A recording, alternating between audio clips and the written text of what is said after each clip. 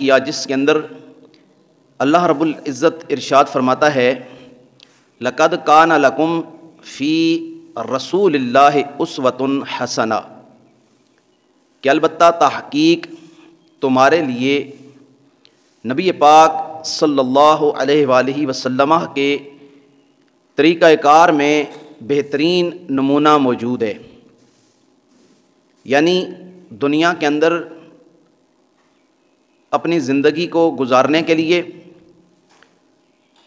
اور اس زندگی کے نشیب و فراز میں، سختی نرمی میں،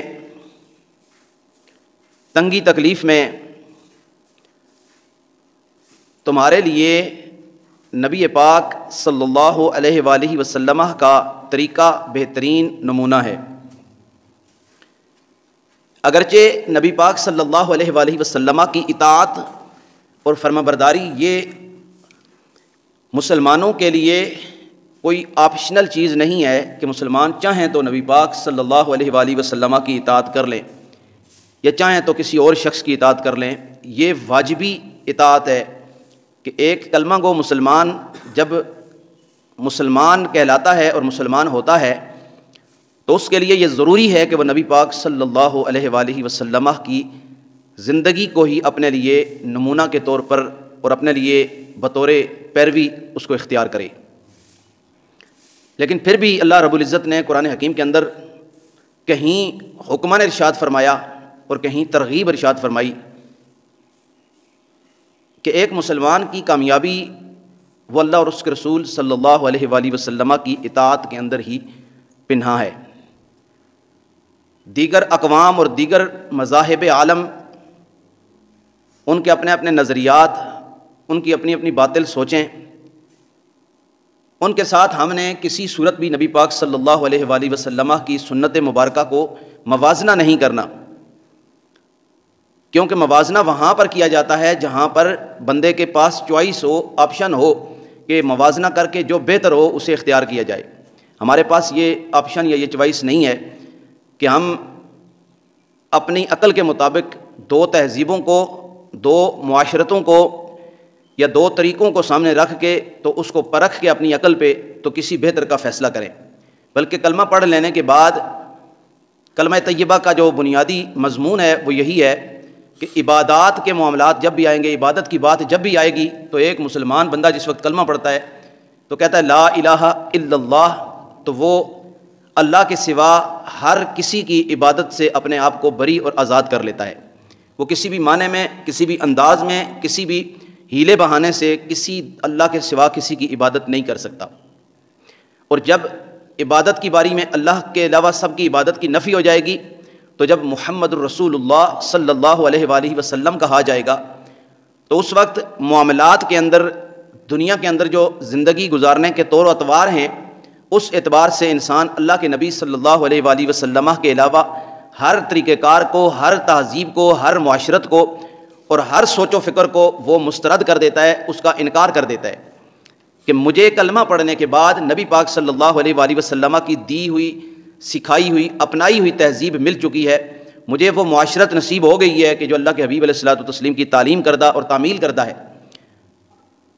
تو اب کسی اور کی معاشرت بظاہر آنکھوں میں خیرہ کرنے والی ہو، اس کے اندر کتنی بھی دلچسپی ہو، لیکن ایک کلمہ گو مسلمان نبی پاک صلی اللہ علیہ وآلہ وسلم کی تہذیب سے نکل کر یا حضور کی تعلیم کردہ معاشرت سے نکل کر کہیں بھی دوسری تہذیب میں جانے کے لیے راضی نہیں ہو سکتا، اور یہ واجبی حیثیت میں کلمے کے بنیادی تقاضوں کے اندر شامل ہے۔ اگر اس کی سوچ و فکر اللہ اور اس کے رسول صلی اللہ علیہ وسلم کی اطاعت اور پیروی سے اگر متصادم ہے تو کلمہ پڑھ لینے کے باوجود بھی وہ ایک ناقص مسلمان ہے، وہ ایک کامل مسلمان نہیں ہے۔ بنیادی طور پر جو شریعت ہے، شریعت کا مدار 5 بنیادی اجزاء پر ہوتا ہے۔ سب سے پہلا جز اس کا ہے عقیدہ۔ ایک مسلمان کا عقیدہ کیا ہے، اس کی سوچ و فکر کیا ہے، یعنی وہ کن ہستیوں کو کس اعتبار سے مانے گا تو اس کا ایمان مکمل ہوگا۔ جس طرح عقیدہ میں سب سے بنیادی عقیدہ عقیدہ توحید ہے کہ اللہ رب العزت کو ایک ماننا، الہ کے معنی میں بھی رب کے معنی میں بھی، شافی کے معنی میں بھی، ہر اعتبار سے اللہ کو ایک ماننا کہ وہ مالک ہے تو بھی ایک اکیلا مالک ہے، اس کی ملکیت میں کوئی اس کا شریک اور ہمسر نہیں ہے۔ اگر وہ خالق ہے تو انسان و ما فیہا اور جمی مخلوقات کا وہ اکیلا خالق ہے، اس کو ساری مخلوق کی تخلیق میں کسی کی مدد حاصل نہیں تھی، یہ شرکت و ہمسری حاصل نہیں تھی۔ اور اللہ کے تمام نبی جو بھی اس نے زمین پر بھیجے انسانوں کی ہدایت کے لیے، سب کو سچا اور اللہ کا بھیجا ہوا ماننا یہ مسلمان کے عقیدے کا دوسرا بنیادی عقیدہ ہے۔ اور نبی پاک صلی اللہ تعالیٰ علیہ وآلہ وسلم کو اللہ رب العزت کا پیغمبر، رسول اور سب سے آخری رسول ماننا یہ بھی مسلمان کے بنیادی عقائد میں سے ہے۔ آگے جا کر اس کی مزید بہت ساری چیزیں، ایسی چیزیں جو تقدیر پر ایمان رکھنا کہ انسان کے مقدر اور تقدیر میں جو کچھ بھی ہے وہ اللہ تعالیٰ کی مشیت اور اس کی رضا سے ہے۔ پھر فرشتوں پر جو نہ نظر آنے والی مخلوق ہے ان پر ایمان رکھنا اور ان کی جتنی جتنی ڈیوٹیاں ہیں اس پر اعتقاد رکھنا یہ بھی مسلمان کے عقیدے کی بنیادی چیزوں میں سے ہے۔ اس طرح قیامت کے بعد یعنی جو قبر کی ایک زندگی، عالم برزخ کی ایک حیات ہے جو ہر شخص کو نصیب ہے، اس کا بھی عقیدہ رکھنا اور ایمان رکھنا یہ نہایت ضروری ہے، کیونکہ قبر جو ہے وہ آخرت کی منزلوں میں سے پہلی منزل ہے، اور انسان کی کامیابی اور ناکامی کا دار و مدار حساب قبر پر ہے۔ جس شخص کا قبر کا حساب درست ہوگا اس کے لیے قیامت کے دن کی کامیابی بھی وہ روشن ہوتی چلی جائے گی۔ جس طرح مفصل انداز میں آپ نے سنا ہے کہ قبر کے اندر سوالات ہوتے ہیں، اور کامیاب شخص کی قبر میں جنت سے ایک کھڑکی کھول دی جاتی ہے جس سے اس کو ٹھنڈی میٹھی ہوائیں آتی ہیں، اور جو نامراد ہوتا ہے اس کے قبر کے بائیں طرف سے جہنم کی کھڑکی کھول دی جاتی ہے۔ وہ عالم برزخ ہے، وہ اللہ رب العزت کے معاملات ہیں، لیکن ہمارا بنیادی طور پر اس معاملے پر ایمان اور عقیدہ ضروری ہے۔ عقیدے کے بعد دوسری چیز ہوتی ہے وہ اعمال ہے، انسان کے اعمال جو ایک شریعت کی بنیادی اجزاء ہیں، 5 ان میں سے اعمال دوسری چیزیں۔ پہلا عقیدہ، پھر اعمال۔ اعمال کے اندر 2 اقسام ہیں، ایک وہ اعمال ہیں جن کا تعلق حقوق اللہ سے ہے، اللہ کے حقوق سے، اور ایک وہ اعمال ہیں جن کا تعلق حقوق العباد سے ہے۔ اب ہم موجودہ دور کے اندر حقوق اللہ کو مانتے تو ہیں، خال خال حسب توفیق اس پر عمل بھی کرتے ہیں، حالانکہ یہ حسب توفیق کی چیز نہیں ہے، یہ واجب چیز ہے۔ یہ اللہ کے احکام جو ہیں ان میں توفیق یا خواہش یا وہ چیز نہیں ہوتی، لازم بہ لازم ان پر عمل کرنا ہوتا ہے۔ جس طرح نماز یہ اللہ کا حق ہے، روزہ رکھنا یہ اللہ کا حق ہے، زکوٰۃ دینا اپنی مال میں سے یہ اللہ کا حق ہے، حج کرنا اگر توفیق ہے تو یہ اللہ تعالیٰ کا حق ہے، کسی کو صدقہ خیرات کے طور پر کسی کو کچھ دینا، فطرانہ، عشر، مال غنیمت کی تقسیم، یہ سارے اللہ کے حقوق میں شامل چیزیں ہیں۔ حقوق العباد کے اندر جو ہیں وہ 3 چیزیں ہیں بنیادی، یعنی شریعت کے جو 5 اجزاء ہیں ان میں پہلی چیز عقیدہ ہے، دوسری چیز عمل ہے، عمل جس طرح نماز، روزہ،